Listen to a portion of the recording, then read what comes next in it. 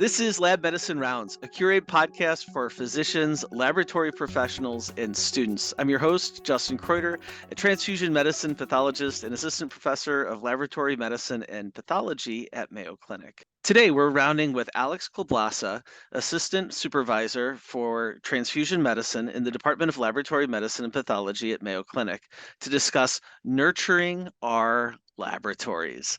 Thanks for joining us today, Alex. Yeah, thank you for having me. Definitely excited to get your invite.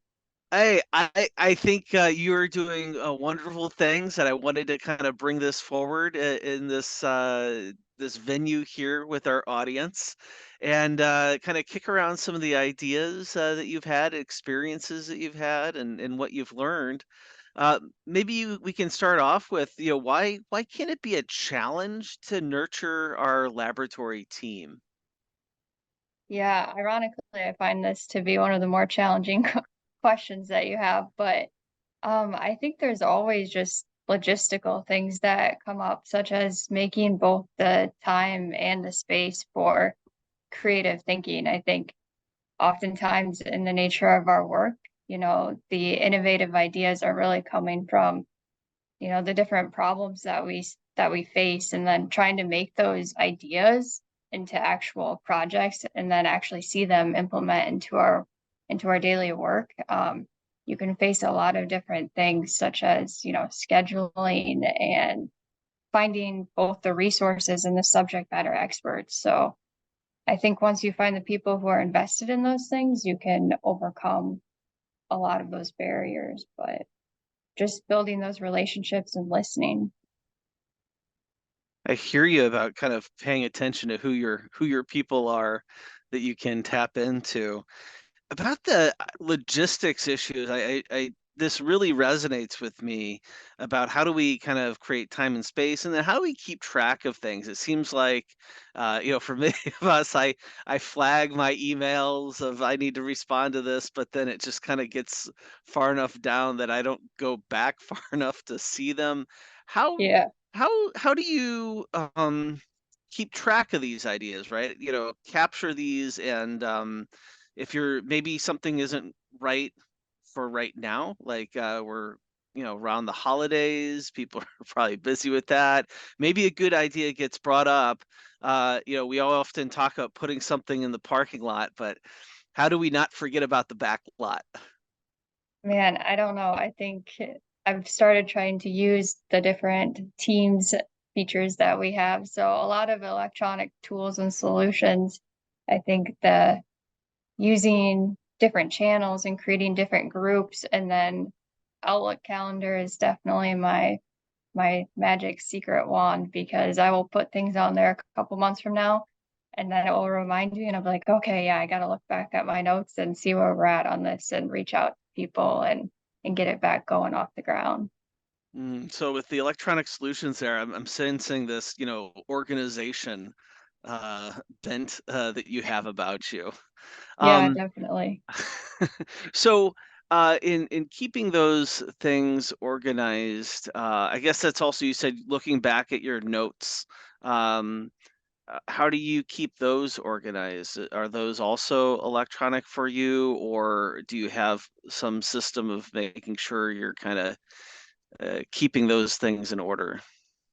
I have both a OneNote that I like to call my work diary, and it has all different sorts of tabs and different notes from different meetings, and that one's just for me. But then also having, the teams where the groups are, so those meeting minutes and saving them there so everyone can have that information. I think there's a part of it that's personal organization, and then there's part of it that's kind of that team organization, and making sure that that information is accessible to everyone.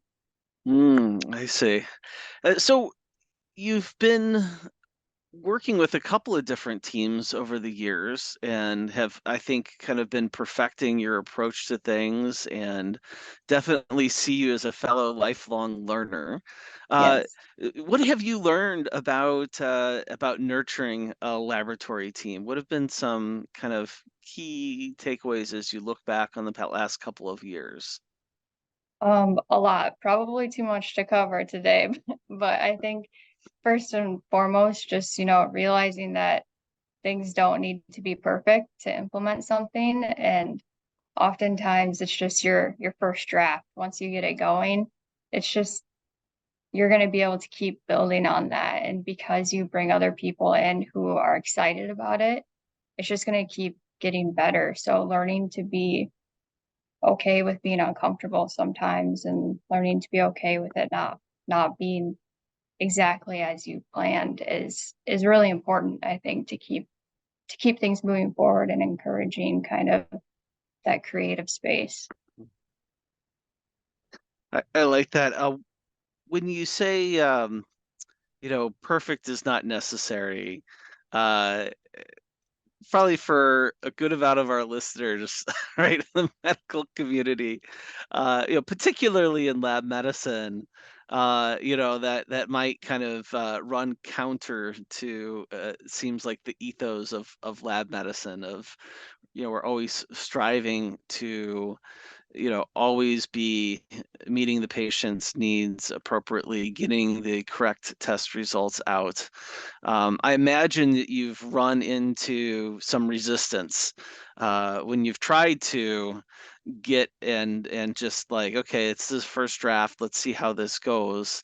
How have you navigated that? And maybe if maybe that's leadership that was uh, kind of voicing concern. Maybe that was colleagues in the laboratory voicing concern. How do you work through that and get people kind of on board with let's see how draft one looks? Yeah, I think first and foremost, just reassuring people that we will circle back to this. We can celebrate both our success and we can celebrate, lessons learned and that we will actually follow up on them. And I think that actions kind of speak a lot louder than words sometimes. So sometimes if you can schedule a meeting, proactively for 2 months in advance and call it the check-in meeting or devote that time far out in the future, just anticipating that there will be things that you can improve on and bringing that information back and keeping the most open line of communication that you can and just being really honest about where it's at and where you want it to go. Think that's brilliant about putting that meeting in place, because I imagine that gives you instant credibility, right? Like you put the meeting on the books, people see that you are going to circle back to that, and it seems like that probably can quell a lot of things. And then also, I imagine that gets that off of your to-do list as well. Yes. Well, that's my reminder, so it's a double win. Oh, fantastic. When you say I guess we've kind of been maybe beating around the bush a little bit about what you have done and why we're kind of talking and having this conversation today. Would you mind sharing for our audience, like, what are a couple of the things that you have kind of worked on over the years in our laboratories to kind of nurture the team? Yeah, I think two of the bigger things are a book club. So I was really fortunate to be a part of a divisional leadership program. And in that class and through that program, I met people from all across the division and formed different relationships. And at the end of it, one of my fellow participants in the program reached out and asked if I would be interested in kind of starting a divisional book club.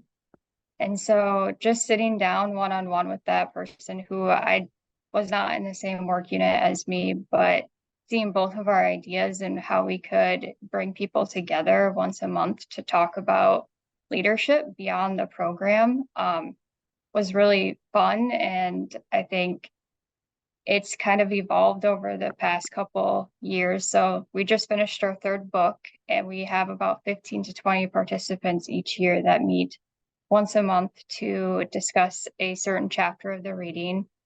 We have, myself and one other facilitator currently, and we try to provide the questions ahead of time so that people can kind of start mulling over things, but they're not all encompassing questions. They're just meant to get the conversation started. And so again, being able to see that from year 1 to year 3, there's been things that we've changed and there's been things that we've kept the same. So just continuing to build off of those things and getting new people involved every single year has been extremely rewarding.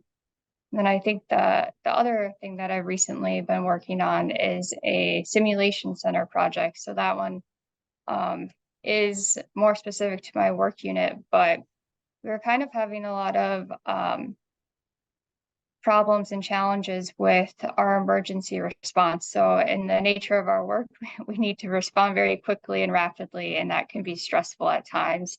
And we learned that our hospital has a simulation center. So bringing together a team within my work unit and, being able to see how we could utilize that to go into a creative and safe space to practice an emergency stress response has been a really cool experience. And there has been a ton of challenges with that project. And since we've had the right people on the team, we've been able to overcome them. That's awesome. Let me just give you a public shout out for your questions in the book club are phenomenal. Yeah. So for our listeners, I wish I had it in front of me with some examples, but these questions that she is sharing ahead of time are the kind of questions where, it really causes you to hit pause and think for a bit about these things. And then also the questions I feel like really have the slant of not some factual kind of recall over what was read, but like how does this apply in your life or practice? And so I find it a really interesting question set. I think that's part of your secret for so much success and participation over the years. I also imagine that's probably one of the projects that for our listeners is probably very applicable for them. And so you mentioned that some things have stayed the same and yet you've changed some things. And I was wondering if you wouldn't mind kind of elaborating for our audience, like what did you keep the same? Because that seemed to be just really kind of fundamental. And then like what did you change and how did you go about that? Yeah, I think um, creating those questions ahead of time and sending them out. I'm very fortunate to have a really great co-facilitator with me. So we kind of have a mini book club prior to the book club coming up with all of those really good questions. So I definitely can't take credit for all of those, but sending those out ahead of time really helps people. And it's always been really great because you see people coming and they've not only thought about those questions, but they've thought about other things. So it sparks so much more discussion and it's really free flowing. It's not always like, okay, this question, now this question. It creates a discussion instead of just going through the motions of this is the content that we read.